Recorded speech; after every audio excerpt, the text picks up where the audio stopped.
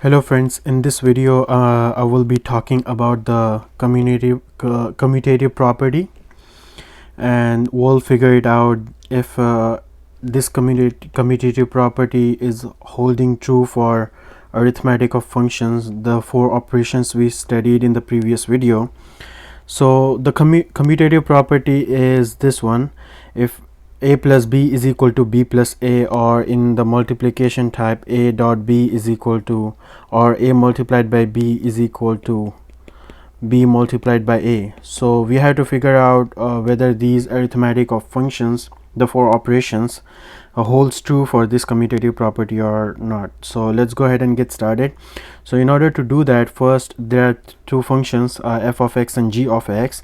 We have to calculate f plus g of x and g plus f of x and compare the answers. So I will go ahead and solve. You can pause the video and solve it yourself if you want to figure it out. I will go ahead and solve it now. So I'm going to calculate f plus g of x first, which will be 2x plus 3 plus 4x minus 1, and if I solve that, 2x plus 6x will give me 2x plus 4x will give me 6x, plus 3 minus 1 will give me 2.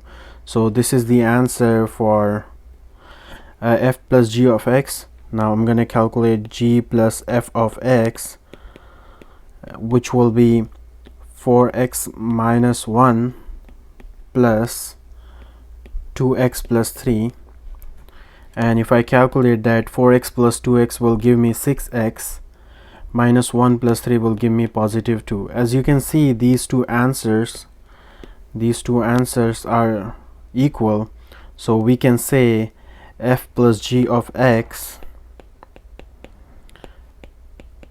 is equal to g plus f of x. That means this commutative property holds true for addition of arithmetic functions. Now let's take the example of subtraction. So I'm going to calculate first f minus g of x for the same example that we discussed earlier in addition.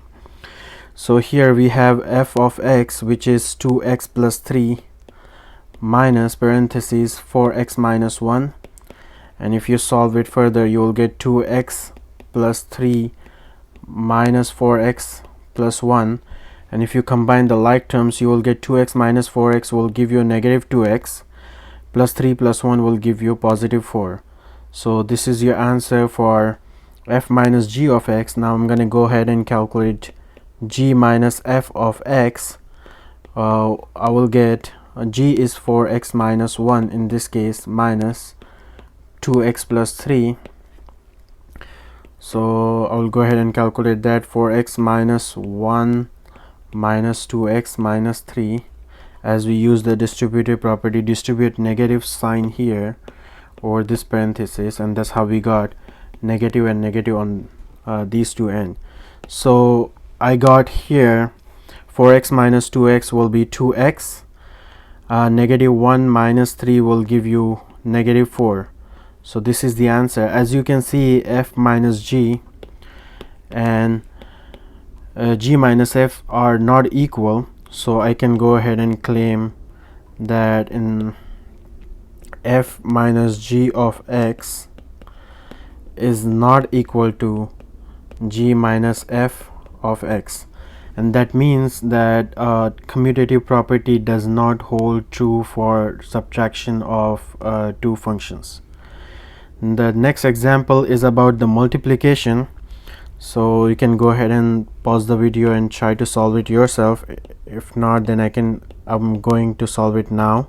So f multiplied by g of x is basically f of x times g of x will give you x minus 5 times 3x, and if you rearrange this, 3x multiplied by x minus 5.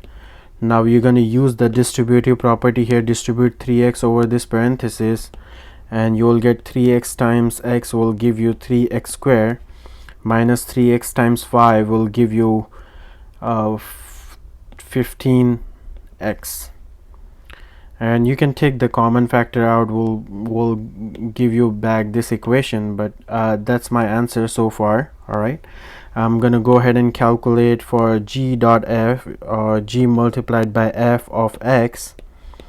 So here my g of x is 3x multiplied by x minus 5. Again, I'm going to use the distributive property here, will give me 3x squared minus 15x.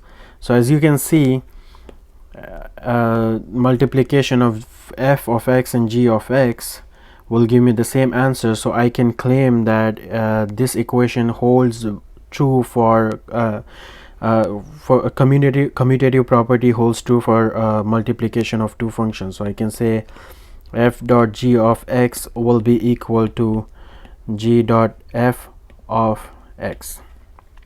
Now the next example is of division. Here I'm gonna divide f of x by g of x, and then g of f of x by g of x, or f of x divided by g of x and g of x divided by f of x in two different examples. So I'm going to go ahead and calculate f divided by g of x first. I will get f of x divided by g of x will give me x minus 5 divided by 3x. Like I said in the previous video, you can just keep that answer, and because you don't have any common factors in numerator and denominator. So this is the answer I got for f divided by g of x. I'm going to go ahead and calculate g divided by f of x. Will give me the answer as 3x divided by x minus 5. Now as you can see, f divided by g of x and g divided by f of x are not equal. So I can go ahead and make my statement that commutative property does not hold true for division of two functions. So I'm going to say is not equal to g divided by f of x. So that's it for this video. Now we'll go to our conclusion part. So here, conclusion about the commutative properties of arithmetic of functions. Holds true for addition and multiplication, and does not hold true for subtraction and division. So that's all. That's you have to remember. Maybe there will be a question on the quiz on this one. Thank you guys. I will see you in next video.